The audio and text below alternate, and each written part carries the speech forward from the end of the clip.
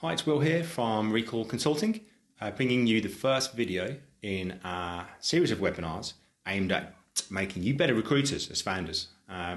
This first one is quite important, really. It's about how you create the perfect candidate persona, the profile of what you're trying to hire. Now, why this is important, I see a lot of people, founders, VPs, leaders of whatever, kind of not think about the problem they're trying to solve by making the hire. They think more about, I need a salesperson, or I need an engineer, or I need a marketer. And they just effectively generically hire that profile. And there's a lot of times that I've seen that happen and the candidate fails because they get into the job that they think is day by day what they're going to be doing, and it's completely different. So this is really a problem first way of creating your perfect candidate persona. So you've got to identify the problems first of all. The first step, identify the problems and solutions you have in your team or in your organization that you need to hire to solve. And this is something that you need to think very long and hard about. You've got to talk to colleagues internally. You've got to talk to people in the organization about the challenges as they see it, as you see it.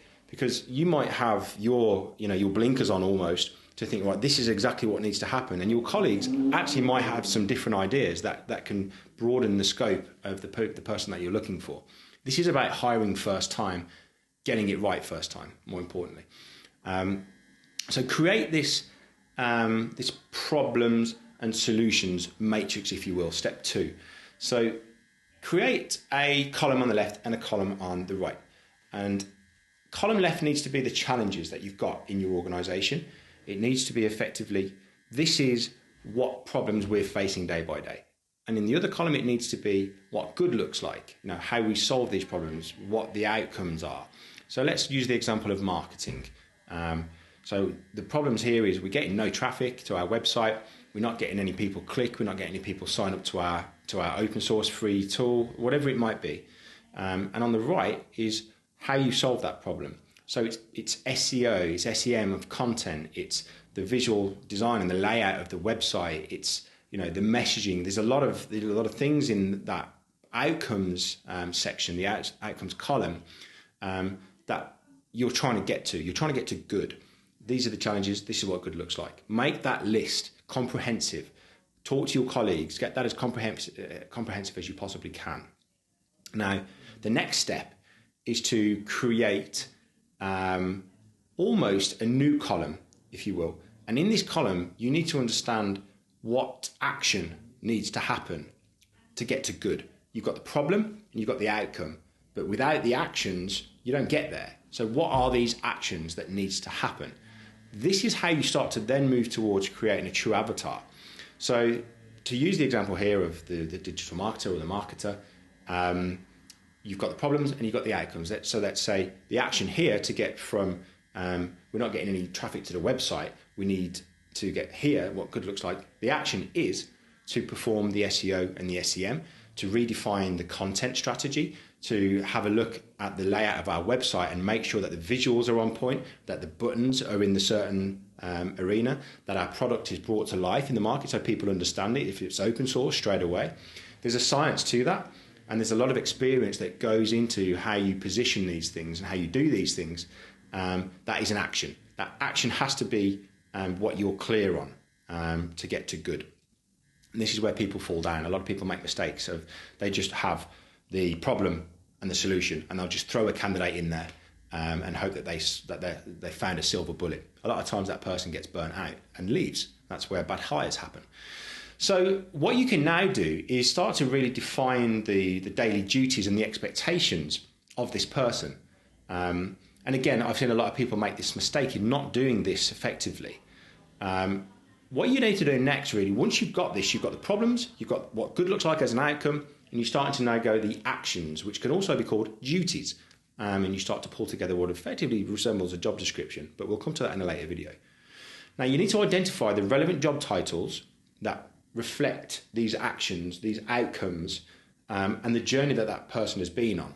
So if it transpires that the actions resembles a digital marketer, an inbound digital marketer, somebody who's extremely competent with the website design, the creation of content, the SEO, the SEM, inbound lead campaigns, how to capture the flag, if you will, retargeted campaigns, pixelations, all of these things.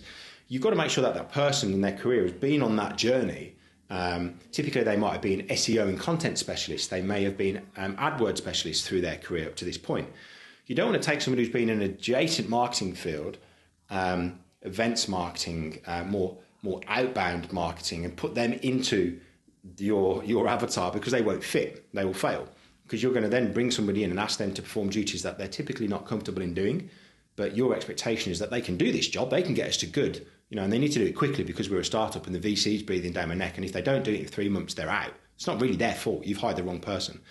So once you do that and you understand the journey and you've got an idea of the relevant job titles and that, that they've had previously and that they might have now, you need to think about culture.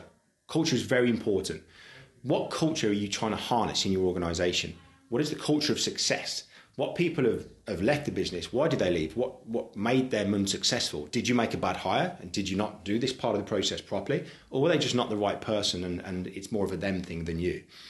So talk to people in your organization. This is a really good opportunity now to have a new line of conversations with employees, with people that work in your organization. What challenges do they face day by day? How are they overcoming these challenges? What are the biggest challenges that they've faced? And what characteristics do they possess internally that will make them successful and continue to be successful in your organization? Because then what we can do is we can identify that in new hires that are coming into your application process. You can create a behavioral Q&A session that will identify key characteristics. It might be resilience. People have been resilient and this is how they've demonstrated it. People are good problem solvers and this is how they've demonstrated it. But talk to people in your organization and get a real flavor for what the actual culture looks like. You'll then make much better hires. You've then got to suss out the salary. VCs have one idea of what a salary banding is. You have an idea of what a salary banding is, but what matters is what the market, the candidates that you're trying to hire, want to get paid. There are a lot of opportunities out there at the moment, and salaries have been quite high for some time. So if you're trying to hire a unicorn, somebody that's going to solve a real problem for you internally, but you want to pay them 30% below market average, you're going to fail. You're going to really struggle to bring that person on board, especially if you don't have a real grip of your candidate marketing. There's no real value prop being identified why somebody would take a pay cut to come and join your organization. It's very hard to do that. And then you've got to start testing these profiles. So get a job description out there, make a job description, start to test candidates that you think are about right. You'll then get some feedback as to you're asking too much of somebody there. You've got 2 or 3 people's jobs in one. You're asking me to do like all of the inbound, all of the outbound, all of the events marketing at the same time. It's too much. You then need to think about, do I adapt the job and its duties? Do I hire 2 people? Do I adapt it somehow that this person can actually be set up for success? If you don't have a good onboarding program and this person's been thrown into the deep end and expected to just survive, you're going to make a bad hire. All of these things are geared around you not making bad hires and going through that cost and that pain and that anxiety of, is this the right person? I think very quickly whether this person's going to be successful or not. These are the things that will help you get there. This is very important. You've got to get that avatar right. I can help you do that. Rekall can help you do that. But this is all about you doing that and doing it well. It's a good skill for you to learn as a founder of a business. So please, if you want the content, I've made the content of this into a PDF document. I can send it to you. I talk very fast. I have a thick black country accent. You might not understand what I'm saying. Send me an email. But don't forget to subscribe to this channel, YouTube. Hit the notifications bell. You'll be alerted as every single video comes out. There's another 5 to come, all geared at making you better recruiters. Good luck.